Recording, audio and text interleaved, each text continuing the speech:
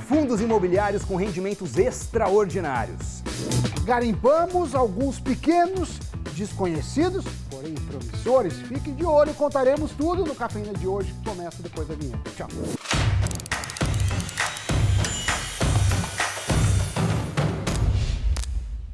Longe das figurinhas carimbadas, o Cafeína de hoje vai trazer os fundos de investimento imobiliário que não estão entre os mais badalados da Bolsa, mas que fazem a real alegria dos investidores. Bons rendimentos. Se liga aí, porque o programa não é um programa óbvio, porém um programa muito útil. Então, amiguinhos e amiguinhas, começaremos neste momento os escondidos, os achados. Garimpamos os fundos. Exatamente, para vocês. A B3 tem hoje mais de 300 fundos imobiliários sendo negociados. Mais de 300. E os investidores costumam focar e acompanhar principalmente os maiores e mais negociados. O KNRI, o KNCR, HGLG, XPLG, MXRF, BRCR, HGRU. Quais são mesmo, Sammy Boy? Tá aí, o Vanto vai pôr aqui. Esses fundos imobiliários são os que têm as maiores participações no IFIX, que é o Ibovespa dos fundos imobiliários, digamos assim, né? O principal indicador deles. Nós já fizemos programa sobre quase todos esses fundos e o menino Zanuto pode colocar agora um momento de vários cards para você clicar aqui. Sim, é uma loucura da edição. E quem investe em fundos imobiliários está atrás do quê, meu querido Doni?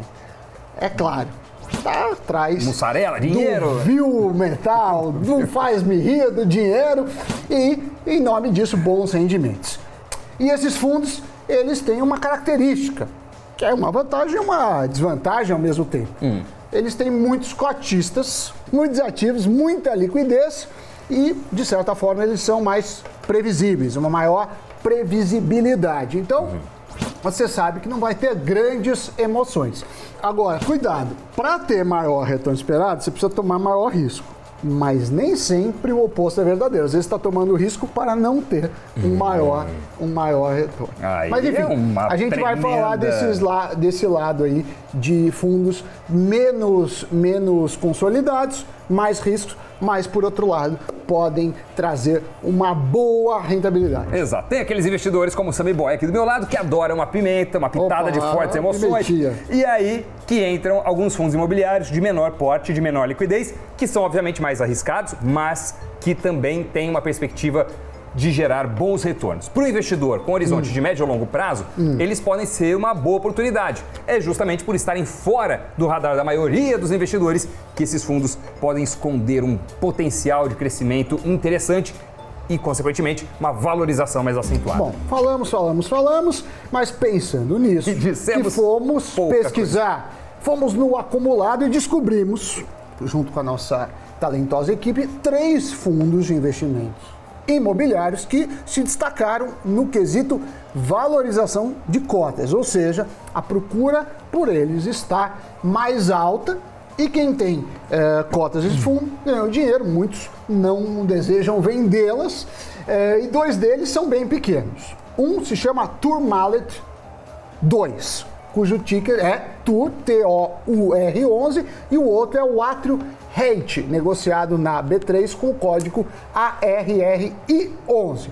A cota do TUR 11 se valorizou 35% em 2021 e o ARRI11 27%, que é uma belíssima rentabilidade, né? 35%.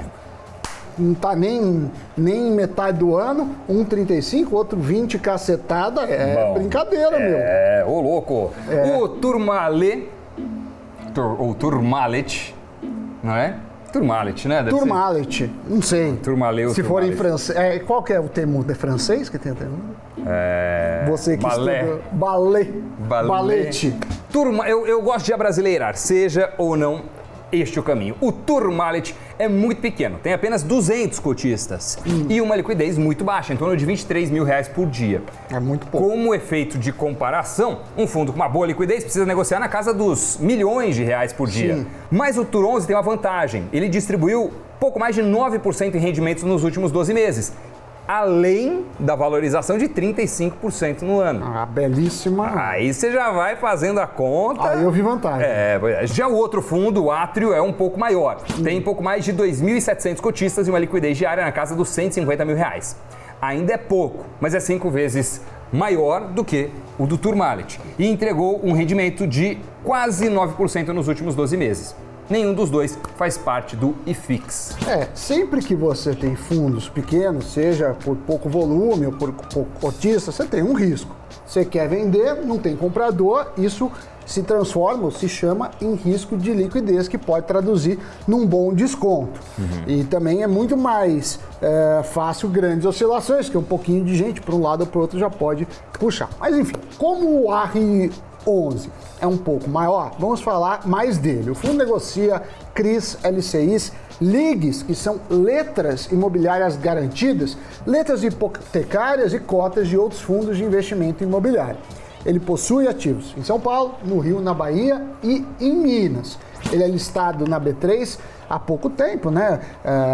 Pouco menos de 2 anos, desde outubro de 2019, e viu o número de cotistas crescer 43% nos últimos 6 meses, mostra que ele está ganhando tração, ganhando liquidez. Quem faz a gestão do fundo é a Atrio Asset, uma gestora brasileira focada 100% em crédito corporativo. Ela faz gestão de mais de 15 fundos com um patrimônio superior a R$1 bilhão. O ARRI11 é um fundo com um patrimônio relativamente pequeno, menos de 38 milhões de reais. É claro que 38 milhões não é pouco dinheiro para nós, mas para um fundo imobiliário, sim, evidentemente, né? Fundos como o HGLG e o XPLG, por exemplo, estão na casa dos 2 a 3 bilhões de reais de patrimônio, aí você já tem uma comparação. E como a gente já disse, a liquidez diária é considerada muito baixa, né? Média de 150 mil reais. O fundo, Doni, tem 8% de ágio em relação ao seu valor patrimonial. O que significa? O quê? Valor patrimonial. Se você pegar os ativos lá do patrimônio, valem 100, por exemplo. E aí eles estão negociando a 108, isso é 8% acima. Vale também notar que em abril ele distribuiu um rendimento anualizado de 11%, bem acima dos 8,85% dos últimos 12 meses. Ou seja, os rendimentos estão crescendo e o fundo está distribuindo mais dinheiro aos cotistas. Então, são 2 fatos para você analisar. Olhando os ativos do ARRI11, 79% do patrimônio do fundo estão alocados em CRIs de loteamentos residenciais. O fundo tem taxas maiores e mais atrativas, que por consequência resultam em rendimentos maiores. Mas isso implica também um risco maior, como já falamos diversas vezes. Para ter mais retorno, e aí é retorno esperado, é preciso correr mais riscos. Quais seriam, então, esses riscos? Bom, primeiro é preciso lembrar que os CRIs e os CRAs também, ao contrário dos CDBs, das LCIs e das LCAs, não têm proteção do FGC, que é o Fundo Garantidor de Crédito. Então, se o devedor dá calote, quem emprestou dinheiro fica sem receber. Por isso, eles pagam um retorno maior, porque eles têm mais risco. Não, há tipos de risco diferentes em CRIs. Por exemplo, uma CRI de um galpão logístico já em funcionamento, que o dono faz um CRI para antecipar recebimento dos aluguéis de um contrato atípico, tem muito menos risco do que quando é uma inovação, um novo empreendimento. Para quem não sabe, contrato atípico é aquele que a multa de rescisão geralmente equivale a todo o prazo de locação e geralmente envolve contratos de longo prazo. Um CRI de um shopping bem localizado e com boas lojas, em que o dono do empreendimento faz um recebível para antecipar os aluguéis dos lojistas, pode ser até um risco um pouco maior do que esse inicial que eu falei, mas ainda tem uma boa dose de segurança. Agora, quando é um CRI de loteamentos, aí é um pouco diferente. Eles geralmente não são performados, ainda não estão prontos, ainda não estão em construção. Sim. E a pessoa que compra um lote paga em muitos anos. Agora vamos supor que a nossa economia tenha um contratempo, um imprevisto, um baque, né? E aí as pessoas deixam de pagar as parcelas do financiamento. Isso vai impactar o resultado do fundo imobiliário, o que vai, consequentemente, afetar os rendimentos distribuídos. E se o CRI for atrelado ao IGPM, como é uma boa parte dos casos dos recebíveis do ARRI11, o investidor pode olhar apenas para o lado positivo. E aí você fala assim, não, IGPM é bom, Doni, IGPM é bom, porque deu mais de 30, e você fala, legal, eu vou receber mais. Mas você tem o outro lado, o cara que está alugando, a pessoa que está alugando vai falar, olha, subindo assim talvez eu não tenha condições de pagar, vai ter renegociação ou eventualmente até um calote. Então não é tão óbvio assim. Claro que a pessoa não vai querer perder o dinheiro que já investiu ali e também o terreno, mas dependendo do tamanho da crise, ela pode não ter opção. Então é muito importante que você olhe o risco dos CRIs do fundo e do fundo como um todo, para saber quanto você está correndo de risco ao comprar um FII que paga ótimos rendimentos. Nos investimentos, assim como na vida, nunca existe almoço grátis. E como está virando praxe, a gente tenta chamar especialistas, analistas, os craques da análise, que é o caso do nosso camisa 10 da Exinvest, o José Falcão, que é especialista em fundos imobiliários. E perguntamos a ele, qual a sua opinião a respeito desses FIIs que a nossa editoria achou?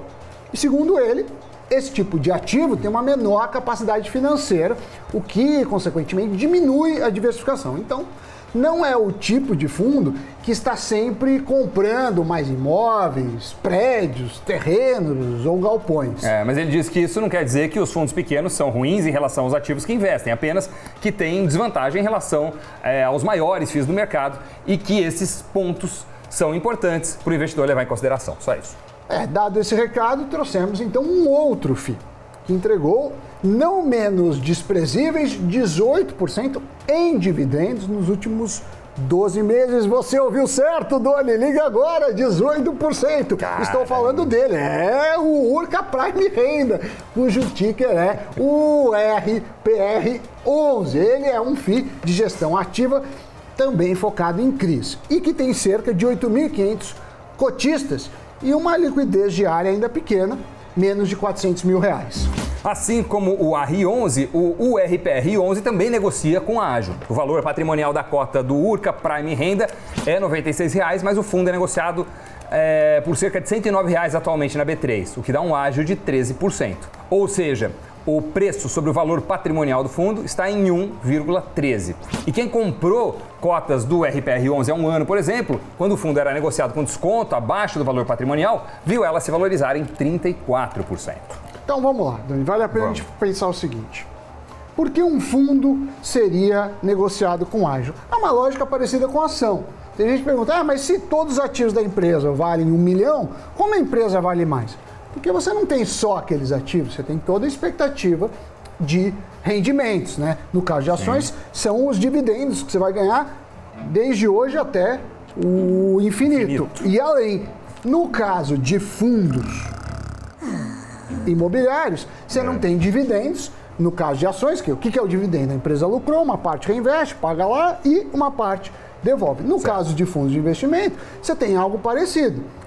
O fundo pode ganhar massa para comprar novos ativos ou pode ganhar aluguéis e repartir com seus cotistas. Então, da mesma forma que faz sentido algumas ações, né, a maioria tem um valor de mercado maior do que o valor patrimonial, nos fundos você também tem essa lógica. Muito bem. Voltando ao RPR11, ao contrário dos outros FIIs que a gente comentou nesse programa, ele já faz parte do IFIX. Mas assim como o RI11, ele também é focado em CRIs de loteamentos residenciais. Então vale prestar atenção nos riscos do RI11. Então, como vimos, todos os investimentos têm prós e contras e quase sempre, para você ter mais retorno esperado, vai ser necessário maior risco. Isso é um dos princípios de finanças. Como diria Baby, de novo! De novo!